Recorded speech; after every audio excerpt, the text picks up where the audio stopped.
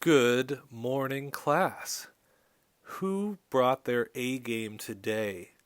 If you have not, if you're in more of a B game or a C game or even lower sort of mentality, I'm going to recommend that you press pause, you go get some water, maybe get some food if you haven't gotten anything to eat yet, stretch a little bit, and get ready for the game. This isn't a practice. This is game time today. Today is the quadratic formula, arguably the most famous formula in all of mathematics, next to maybe the Pythagorean theorem. It is a lesson so iconic that it is taught across the board in different schools as part of almost a rite of passage as you go through high school math. Unlike completing the square, where I was able to make it much simpler than it may have been at other places, the quadratic formula is universally, I'm just going to be real with you, it's complicated. It looks weird. It looks like a lot. If you focus hard, you pay attention, and you do what I tell you to do, I think you're gonna be fine. You might even be like, "Oh, that's it." I've had some students over the years. This girl named Isabel a few years ago, especially, who is just a rock star at this. Loved this. Another girl, Amanda, amazing at this a few years ago. Every year, there's that student or two who lock in and love it, and maybe that will be you this year.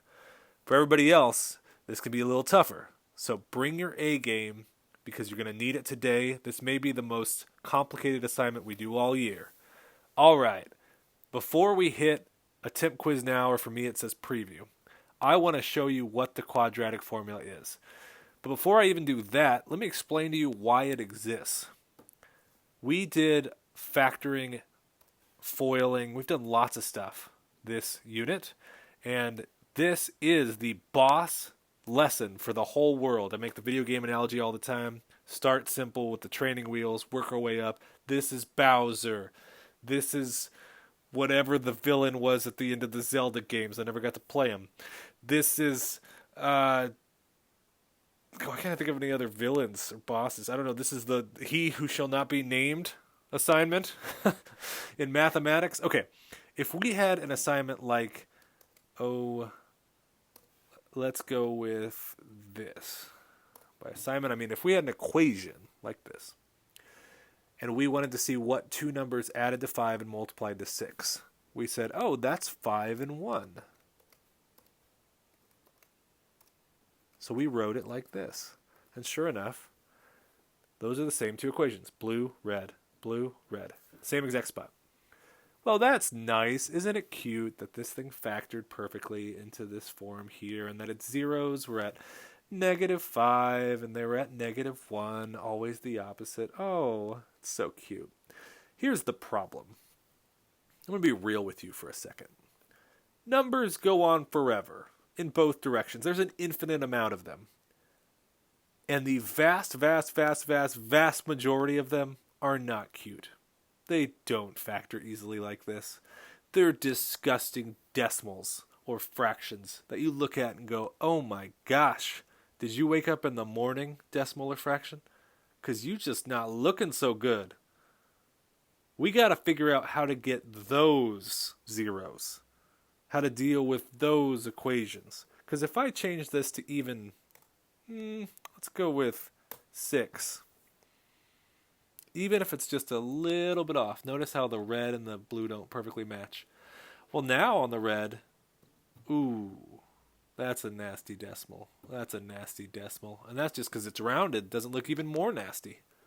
How do I solve for these zeros if I have any equation that's not the ones we're used to? Fortunately, there is an equation that will solve any, and every quadratic equation. It'll factor it and spit out the zeros where it touches the x-axis. But to solve for all of them, it is a complicated, absolutely complex bugger. And here it is. The quadratic formula. Just take it in. Just look at it.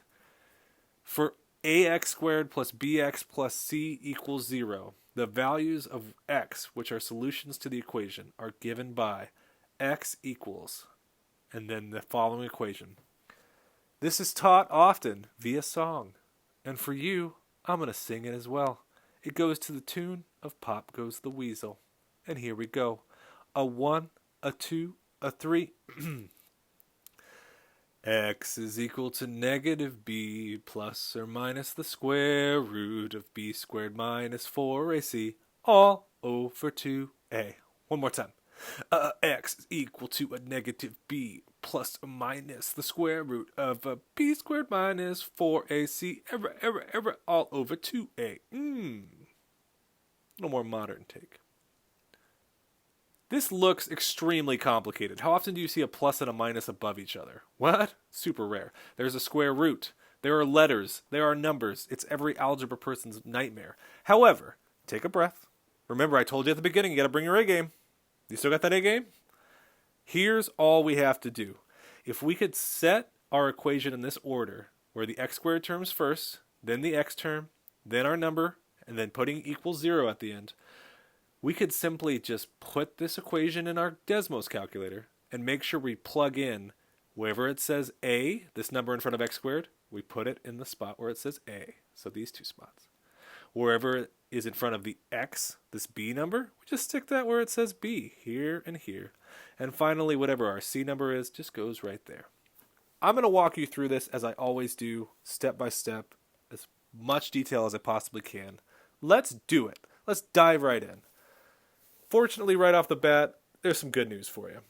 You can see in the top left corner, maybe I have to scroll all the way down. Yeah. There are only 6 problems today. I didn't give you 10 of these, because they're complicated. I only gave you 6. I got even more better news for you, though. Only half of them, 4, 5, and 6, are you going to have to do this quadratic formula thing. The other 3, it's the training wheels problems, even on the boss. You know, we need to get geared up. We need to get our flower power up. You know, we need to get the other Mario type situations to battle Bowser. Okay, we got to get our Batman utility belt up. Here is what we do. All right, we ready? All right, let's scroll up here. X squared minus 8x, well, not plus, 8x minus, x squared minus 8x equals 5. There it is, arrowed in, boom. I'm going to keep up these notes next to us because we need to make sure we have it in this form. Ax squared equals bx plus c equals 0. Here's what that means. If your x squared term's already on the left, just type it and look for us. It is. So whatever you have, I think you might all just have like I do, x squared, type x squared. All right? Easy so far, right? Not a big deal. Is that a capital X that turned out? Oh, I don't know. Okay. Then look at our middle term that goes next to x. So for me, that's negative 8x. If that's on the left side of our equal sign, which it is, just type it. Ooh, easy. Now look at the number without an x next to it. That is our c. If that's not on the left side, which it's not, it's on the right side, I have to do some little old school algebra. Let me write it for you. I got to bring it over there. In other words, I have to subtract 5 from each side to make that equal 0. Well, here's what we do for that. You literally just take the opposite of what's happening with your number on the right side. So if you're like me and you have a positive 5 over there, you're going to write minus 5. If you have a negative over there, you're going to write the opposite. You're going to write positive over there. And then the final thing is equals 0. It's a lot of explaining, but it's really, really important that we get this right because that's the only way we're going to use the quadratic formula starting on number 4. Okay, let's move this back up as we look at number 2. My x squared term's on the left again. Great. X squared, I'm just going to copy it. Now they're trying to be double tricky. They've put the x on the right side, and they've stuck your c already on the left side. Ignore this minus 3. We're not ready for you yet. We need your b. We need this x term. Move it over and do the opposite. If you have negative 3x like me, put positive 3x. If you have positive 6x, make it negative 6x. Then we type our c. Always makes you think of RC Cola or RC Remote Control Racer. Minus 3 here is our C. I'm just going to type it. Minus 3. And then finally equals 0. So I basically just kept this the same and sandwiched in the x term and did the opposite since it's on the right side. Did you bring in your A game? You still doing your A game? How you doing out there? You sweating yet? Because we haven't even started the formula yet. Number 3. Fortunately, all 3 of these have had the x squared on the left side, so I can just copy it each time. Then they made sure to put my b and x together, but they're both on the right side. That's bad. We got to move them over to the left and change the sign for both of them. So 5x becomes minus 5x. And plus 3 becomes minus 3 equals 0. Once you move everything from the right side, you can hit equals 0. Beautiful. All right, everybody. Here we go. Problems 4, 5, and 6. The good news is you don't have to do any work to get everything by itself. Even though it says equals 0 on the left, that's totally fine. As long as everything's on one side of the equation, we're good. So, let's line this up.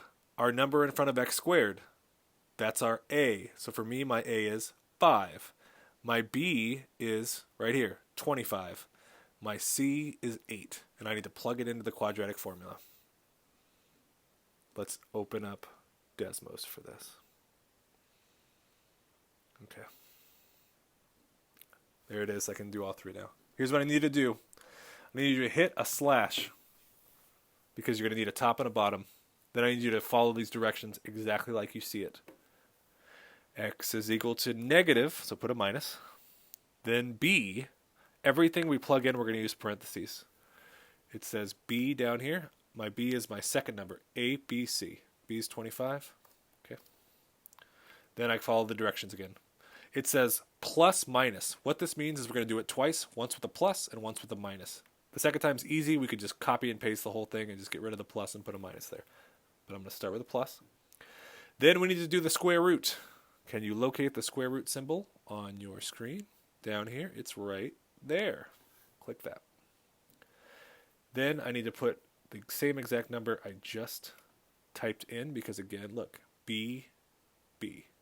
Then squared. All I'm doing is copying this bottom equation. Then there's a minus 4. And then I need AC. A is my first number. 5. C is my second number. Or my third number. ABC. ABC. So that's 8. On the bottom, super easy. All over 2A.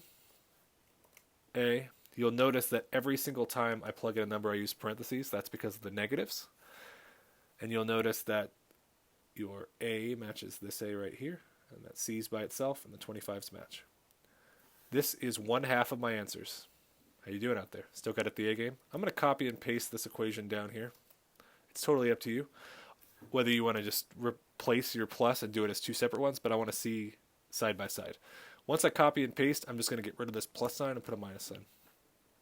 It says now to round your answers to the nearest hundredth. Right? Round to the nearest hundredth if necessary. It's going to be necessary a lot. Little old school rounding review. I take 2 terms here. This is 34. I look at the number to the right of the 4. If that number is 5 or above, I give it a shove up to 35. But if it's 4 or below, then I leave it alone. And 3 is indeed below 5. So this is just going to be negative 0.34. Then I got to put a comma, because it says if multiple solutions exist, separate them with commas, and they will exist for these problems.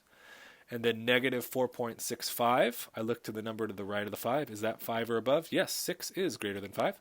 Then I round it up, I give it a shove to negative 4.66. Got it. When you get both answers, you hit check and you hope with everything in you that it is right, because you do not want to redo these even once. All right, number 5. Here we go. X is equal to negative b. Well, now my b in the middle is 7. So I'm going to replace the b's with 7s. Minus 4a. What's my first number? Ooh, if there's no number here, if it just says x squared, that's a 1. So I'm going to replace 4a. I can even replace both a's at the same time. C. Let's pull this up here.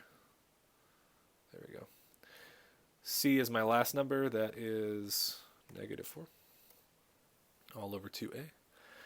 So I've got 0.53, comma, and then this is where I'm saying you could just get rid of this one. You can click up here. You don't have to copy and paste it. You can just replace this plus sign with a minus. -7.53. That also does not round. Do we see how to do it yet? Was this way too confusing over video? Hopefully not, but you just never know. This is super complicated. Again, people need their A games. Let's do the final one. I see that I have an A of 1 again, a B of 13, and a C of 10. So let's fill in the blanks. -B, B now, 13, so 13 and 13. I love that this calculator allows you to just replace the numbers each time. -4, A is still 1, and C now is 10. All over 2a, still 1. Okay, so -12.17. Does it round up to 1/8? Yep, that's 5 or above. The 8 is, so it's -12.18.